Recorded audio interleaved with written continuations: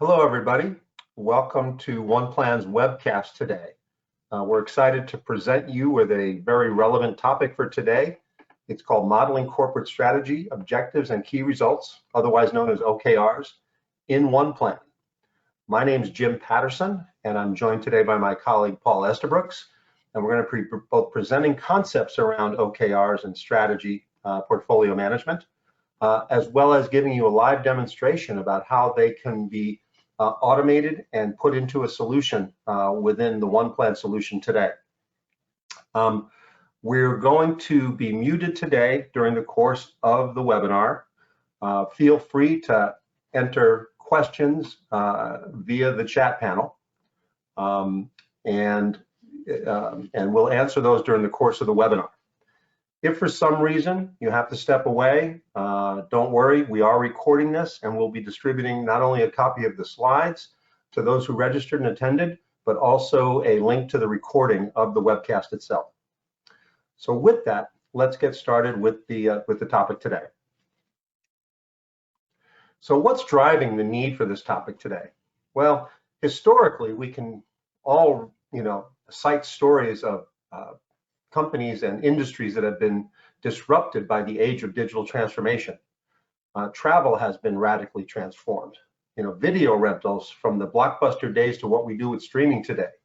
The music industry and the way we consume music and less own our own copies of music. The way we consume news, the way we get books and read those things, and the way we even shop has changed. And the list of those things keeps going on as far as industries that are disrupted by digital transformation.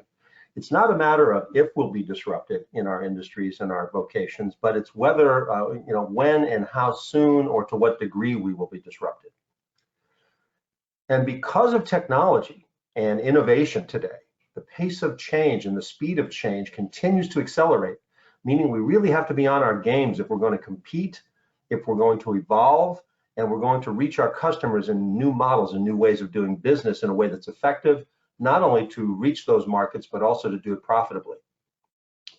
So it's not a matter of whether or not we're going to have disruption. We're going to face disruption in one way or another, whether it be through this digital transformation or other factors. Obviously, we all knew all too well about what COVID has done to us here in the recent year and beyond.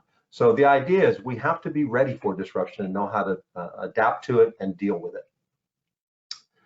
To that end, organizations were already moving in this direction, but they're moving more this way into what we call shifting to the left and getting more agile. Instead of doing long duration, big deliverable types of projects that you wait a long period of time to the end for a big product or big bang release, people are delivering things more iteratively and making incremental investments and delivering more commensurate with the investment and outlay of those investments and things. And in that, in responding to this digital transformation age and the pressures of this speed of accelerated market changes and customer demand changes and requirements, more and more people are embracing this to try and get things delivered faster, quicker, and be able to adapt to change more readily. And to do that, portfolio management has changed. People strive to become more agile. Now, some may not get all the way over to the left here as we talk about it with agile portfolio management and do everything in completely agile fashion. But most folks that we run into today and that we work with are moving out of the traditional PPM or project portfolio governance waterfall type of approaches. And at a minimum, we're moving into more of an adaptive where you have a hybrid of agile efforts and more waterfall efforts. And that may be just transitionary for people because the pressures of the market are driving us more to the left. So to that end, that also has to include what we do with strategy. Strategies are not something that in this day and age that we do once a year and we set them in stone and we make placards and we put them on our desk and we say, these are our strategies for the year. It has to be more fluid and have to be more dynamic today. And by today's definition, according to the Gartner Group, strategic portfolio management, also known as SPM, is a set of business capabilities, processes, and supporting portfolio management technology for clearly defining key business strategies and then the desired business outcomes that are expected from those strategies. And what SPM does, it meant to connect these business strategies and desired outcomes to enterprise-wide execution activities, meaning the things that we're executing on a day-to-day basis below the executive suite should be in alignment and should be supporting the achievement of the strategies that are outset by the organization as a whole. So SPM then ensures an enterprise-wide strategy to execution alignment, and the communication and governance around those things should help promote that alignment and make sure that we're working on the right things. I mean, if we do certain things well, but they're not the right things, are they really even adding any value? And that's the whole idea here, is making sure we're working on the right things to achieve the outcomes of the organization's direction. It also should allow for adaptation when strategies shift or evolve due to changing priorities, meaning we should have visibility into these things such that when these disruptive changes happen, some expected, some not, we need to be able to adjust and adapt and modify our strategic plan to accommodate those things and make sure that we're doing the right things at the right time for not only for our customers, but for the overall benefit and viability of our organizations. So when we align with strategy, it really involves from the top down and the bottom up through the organization. So your strategic objectives or your strategies at the top really manifest themselves in a strategic portfolio that needs to be managed. And that has to be executed on in more of an operational portfolio management realm.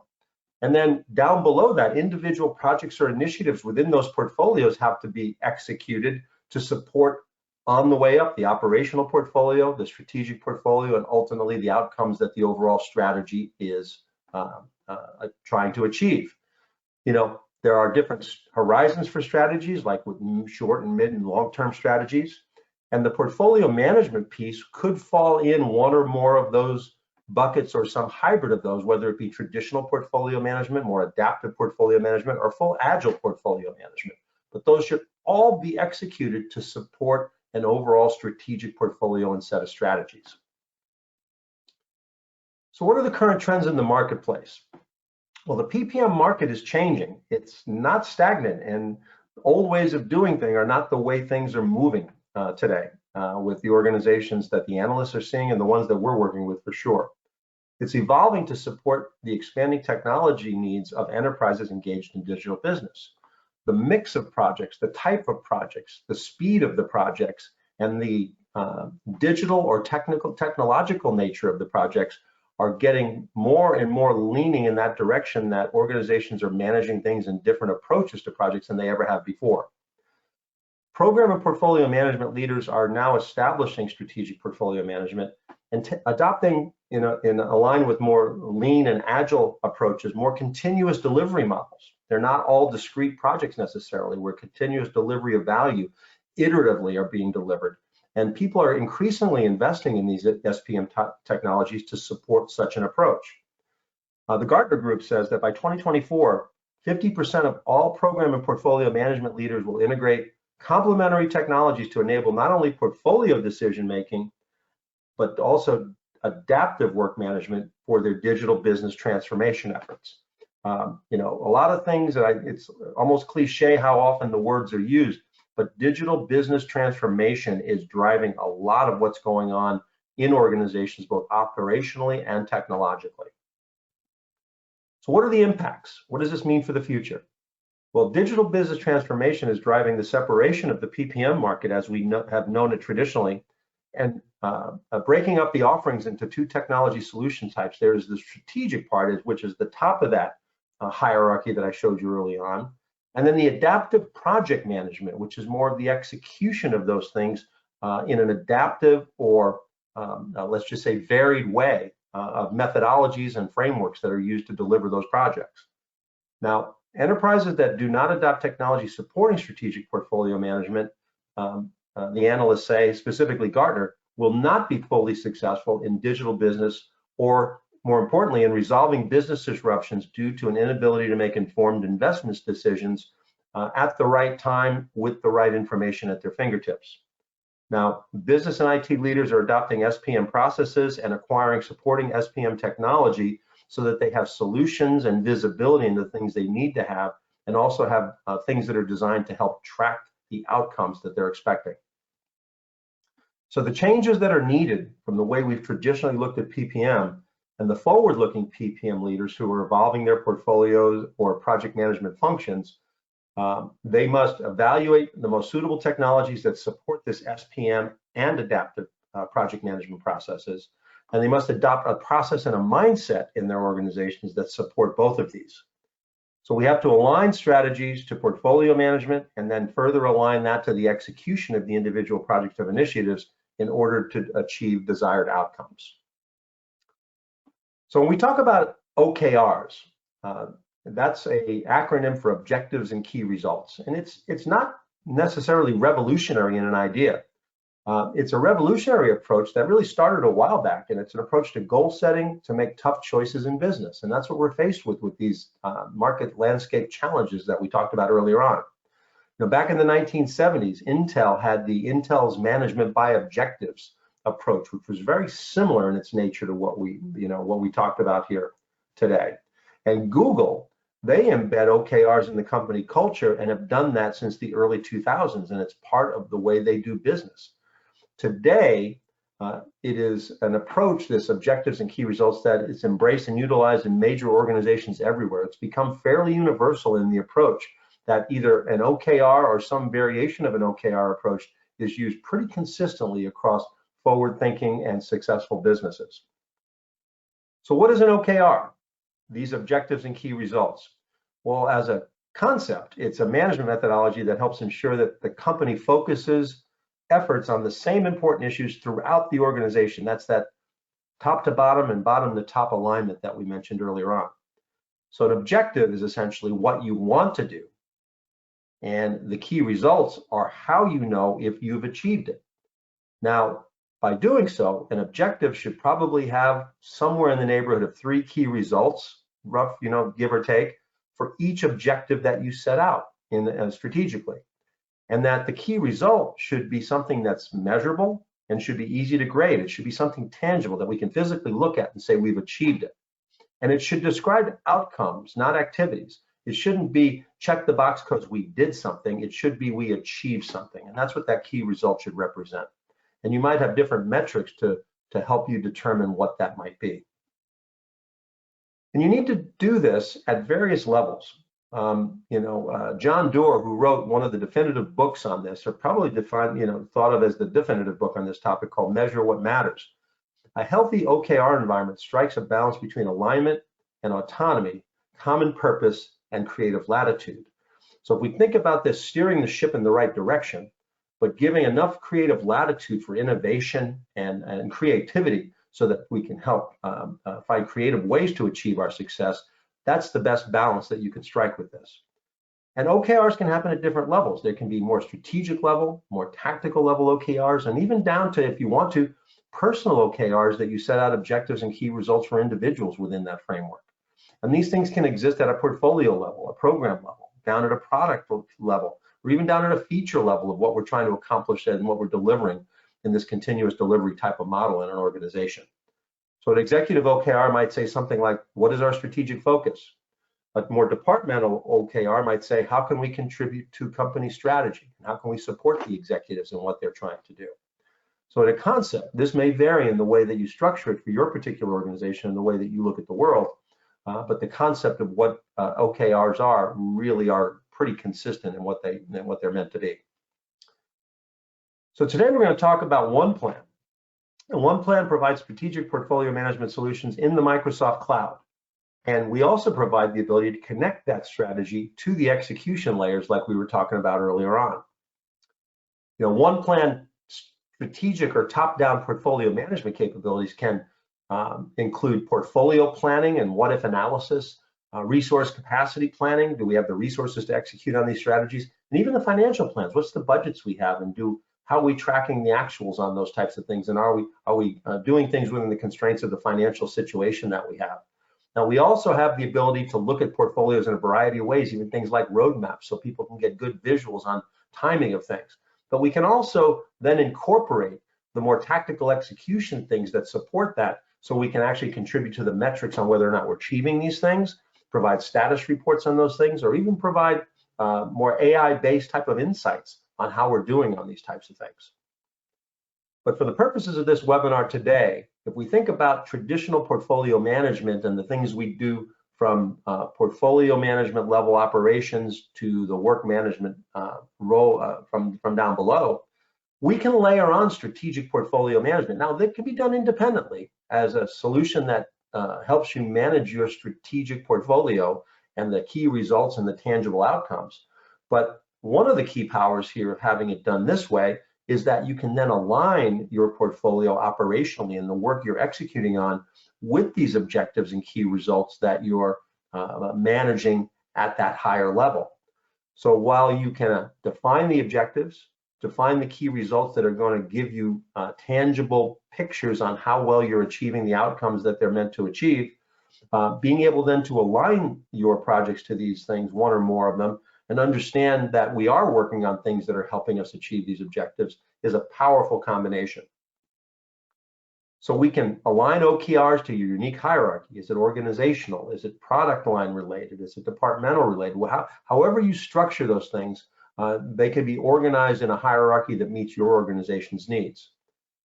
We provide visibility into the metrics. What are those OKR or key result type of metrics that we are, and how are we progressing on those, and look at our current achievement on those or any variances that we think we might have. Be able to upgrade those OKRs very quickly in an easy to update form on a variety of different metrics. Be able to look at dependencies between the objectives that we have and see if there's some things that we aren't tackling that are prerequisites for us achieving certain other things. And also reporting that comes out of this. And we'll talk about a little bit more about objective and key result reporting so that we can get some good analysis on how we're doing.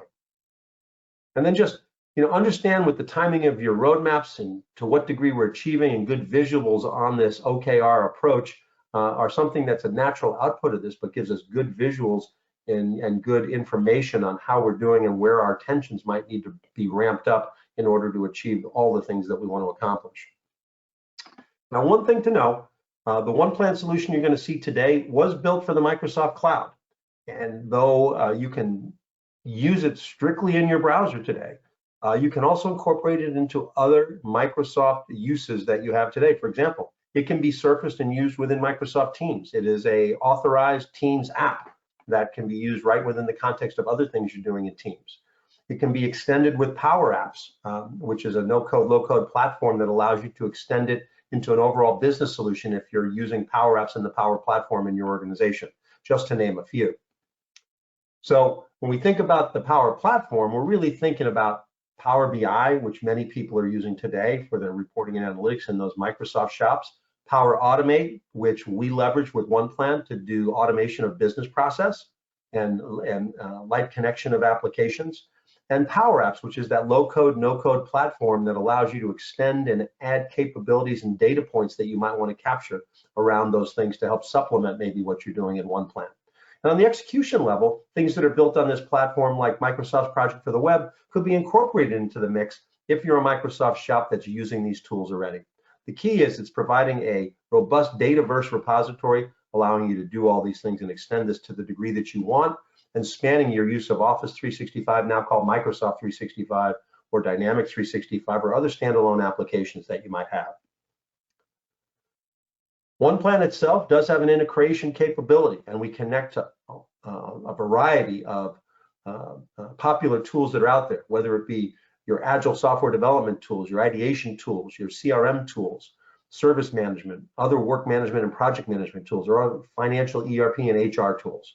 So the key is, if you want to gather data for the strategic portfolio management that helps support OKRs and achievement on that, whether they're financial goals or other types of metrics, that can be done in a connected way using OnePlan.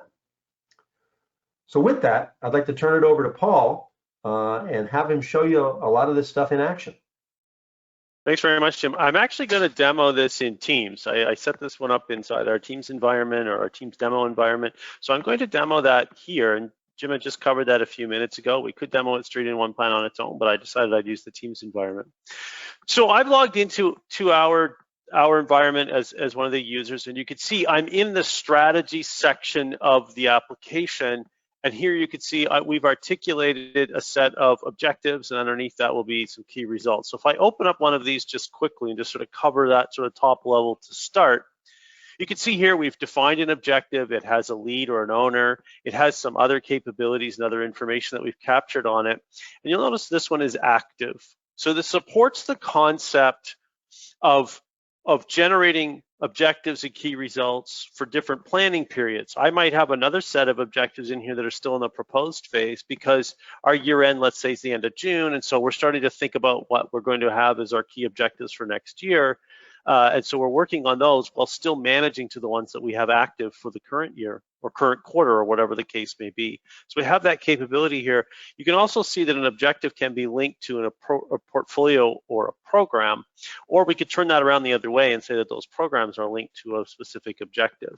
So we have that up and down linkage capability here, but I did want to sort of highlight that here initially. So this particular one has some information, and you'll notice down here it has a series of key results, and if you scroll all the way down, it actually has a project or a plan that's associated with it. So this particular init project is linked to this objective, meaning what this work here is vital to the accomplishment of the objective. And these are the key results, the measurements, as Jim said in his presentation, that we need to achieve to say that we've accomplished the objective. So I kind of wanted to start with that initial frame. And if I blow this out a little bit further, you can now see that in here in the portfolio, this portfolio view, I've got this tree structure here where I could see my objectives and then the key results that are associated with them. This is a fairly simple tree structure, but you could have a multitude of layers. You could have this enterprise, business unit, so forth on down to objectives and key results, or you might structure it in other ways, product lines and so forth. So it's very flexible in how we go about this, and this is just sort of one example. I also have the ability in my view to look at some different ways I might want to look at this. So let's look at my objectives by business unit. Each business unit has specific objectives it's trying to accomplish. This is how we actually use it internally. We look at our own objectives and key results, and we do look at them by our various business units. I might want to look at it by priority. How are they progressing? We have some high priority objectives all the way down to low. And sort of a third and final example, I might want to just sort it quickly by status and see that we've got one down there that's off track. It happens to be a low priority objective, but it is off track, and I might want to drill into that and dig into that in some more detail. Likewise, Jim showed a screenshot of this. I can go and look at this whole thing in a board view. So now I'm in a board view, my objectives board view. Yes, I think that's the one I'm in. Yes, it is. And I could see here, the columns are the different objectives, and then the key results are the cards. I could add a lane to this. So I want to be able to look at this maybe by business unit. So it's going to add yet another lane here, and you can see now by objective is your column, lanes are these sort of swim lanes, and then the different cards are the key results of each one. And then the strings that you see here are the different types of dependencies that we can visualize. A dependency can either be a blocker, a dependent, or a related relationship. And those are defined here in the card right here where I say the different dependencies. This particular one has a blocker relationship, finish start, with a different one, meaning we must do that first before we can start this. Okay, so we have these different scenarios. So I have this board view that I can use to look at different things, to drill into a card. I can add other data to the card. Instead of just benefit and budget type data, I may have other pieces of information that I want to surface here on the card. And then lastly is all the reporting capabilities. So I'll just jump over here to my objectives, and you can see here that I have my objectives that I want to look at and how they're progressing. So standard Power BI things, I can drill in, drill out. I might want to look at progress, so some of that same data we saw in the list view in terms of where are we progressing. You can see the color coding. We're doing really well in the first couple, and we've got to sort of divert some of our attention to these bottom ones. Likewise, that's the objective, but there's also the key results themselves. So here's my list of key results and how they're progressing. You can see progress data as well. I could drill into this. What are all the key results for the marketing department? There they are, and come back out. So very self-serve. And this is kind of the view we often use as a screenshot, this view of all of our key results, again, showing progress. So you can see some of them we've already accomplished. We did win Best Product of the Year, so that's great. We can check that one off. But we've got some down there at the bottom that either needed some things at the top to be done and now it's time to focus on them, or we simply need to divert some attention and effort to those to try and bring them up to the kind of progress we are expecting at this point. Quick look at all that information. I'm going to jump back to my list views here, my standard view. I'm going to draw into one of these key results. Again, a key result, let me go back to details for a second first, can likewise have this sort of concept of proposed versus active, so we can be building this up and saying, how does it relate? Is it for next year or is it a current one? You can see down here we have 2 initiatives or projects that we've linked to it. So it's the completion of these projects and potentially some measurement of the completion or the results of the completion that's going to lead to us being able to assert that we have achieved this key result. And then likewise, I can do some reporting. I have the concept of a status report. So I could come in here and fill out a status report or go look at a previous one and see how we were doing on that particular status report. What is our metric? What's our progress? Are we at risk? Maybe we have a narrative that we want to fill in and say, we're behind on this, but we're taking steps to correct it. And we store and track that information, and you can export it and circulate it if you needed to. So we can status the key result. A lot of clients, when we demo this, ask us, can we then link this key result or this information to another system? Potentially they're managing that they want to see carbon reduction or downtime reductions or other types of operational metrics, and they already have systems that track that. And Jim talked about that right towards the end of his presentation around the OneConnect capabilities, and that's what that platform is there for. And it gives us that ability to then tap into those environments and bring in that status information so that we can provide that to the portfolio here. So potentially it's, we're tracking number of incidents or downtime reductions and so forth, and we know the metrics over there, the system already tracks all that, so we want to be able to status the key result. And that's the power of that integration capability, is to go out and get that information and bring it here so that it's part of the reporting and it's a part of the overall story that we're trying to manage and tell. I'll jump back to my strategy here just quickly. And what I want to look at next is, and I've sort of alluded to this a few times, but I'm going to sort of pivot this around and go look at the portfolio.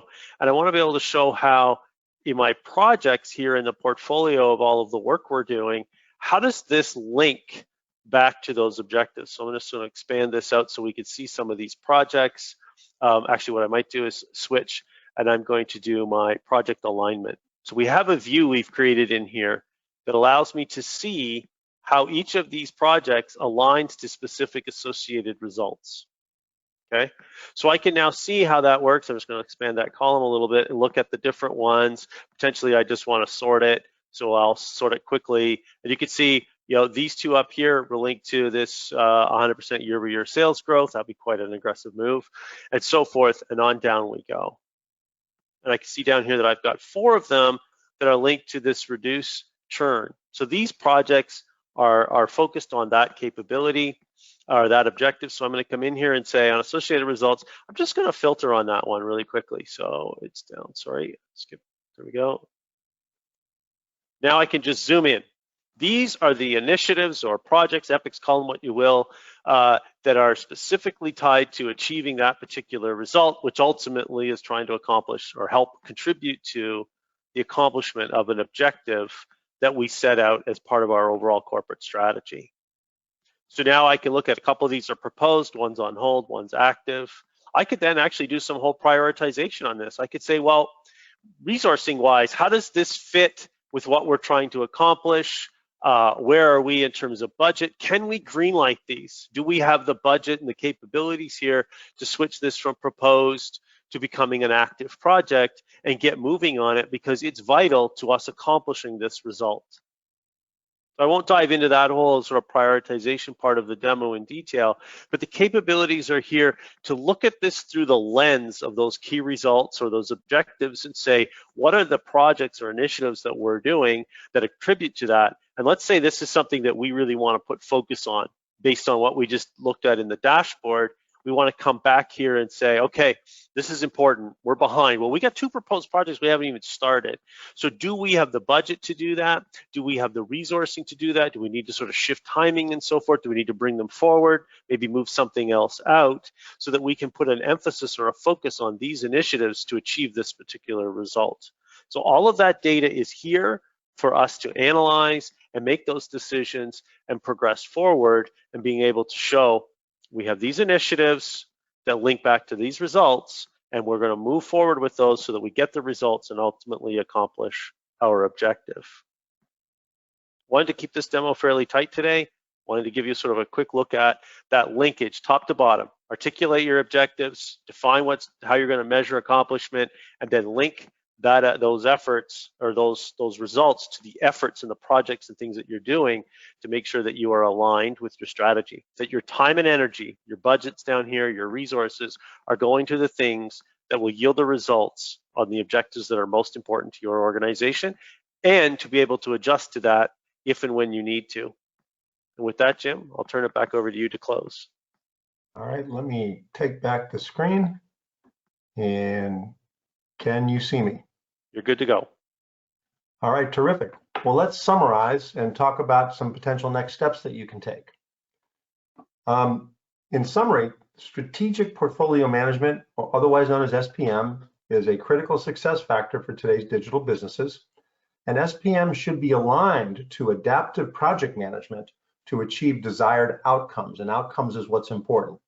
So OKRs define what you want to do and measure if you are achieving them.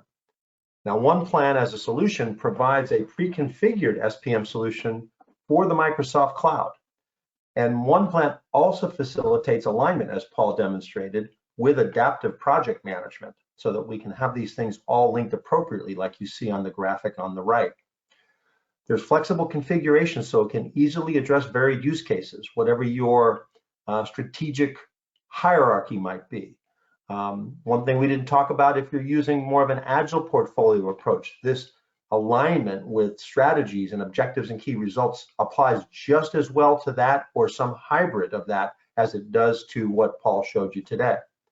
The other thing is it also provides an easy to use, easy to update modern user experience that's expected by today's users. And it really reflects modern work methods that aren't contemplated by many of the legacy tools that often are in our hands within our organizations today. Now, you can get started today. We do have free trials up available on Microsoft's AppSource at appsource.com. One of the options there, we have a number of options up there, is for OnePlan for strategic portfolio management. If you want to just focus on the OKR capabilities of that, you can actually just get a trial that's focused on that. But if you're interested in some more broad or varied use cases, we also have, in addition to strategic portfolio management, a more agile portfolio management trial. We have an adaptive portfolio management trial, which is that hybrid, which tends to be a very popular approach. Or if you're doing more customer-facing billable type of projects for services to organizations, we have a professional services automation approach as well. So, but for today's purposes, we do have a free trial for the strategic portfolio management available for you to try. Now, we do these webinars all the time, and we try to vary the topics, but we have a very flexible, expansive solution, so there's a lot of dimensions that we can talk about. And if you go to oneplan.ai/webinars, our next two webinars, next Thursday is the power to choose. It's that adaptive project portfolio management with OnePlan. So as we talked about how strategic portfolio management needs to link to adaptive project management, this is something that you'll want to look into if you're interested in that dimension of that alignment. And then on April 29th, 2 weeks from today, we're going to do enterprise resource capacity planning in an adaptive project management world and talk about how the tools and the processes and approaches to resource capacity planning is evolving and how you can take advantage of those things with tools that are available today, primarily within OnePlan. So from a next steps perspective, you can try a trial. Paul gave a very generalized overview demo today, but if you're interested and you're not ready for a trial but want to get a personalized one-on-one demo that addresses your particular organization's use cases and requirements, we're happy to schedule that with you. Or if you're interested to understand, how do I get into a solution like this and what's the roadmap to get there? We can do some discovery and actually schedule a free roadmap workshop session to give you an idea of what the steps it would be to take that for you, or what maybe some of the financial implications of that might be. So we're happy to go through that with you, all at no charge or obligation. If you'd like to get a hold of us, our email is contact@oneplan.ai. And you can also check out and drill into a little bit more detail on our offerings at oneplan.ai as well. So with that, I'd like to thank you all for taking time out of your valuable days today to join us and to learn more about this topic. And we really do hope to engage with you. Hopefully some of this stuff resonated with you today, and please reach out to us. We'd be happy to talk to you and explore this further. Thank you and have a great day.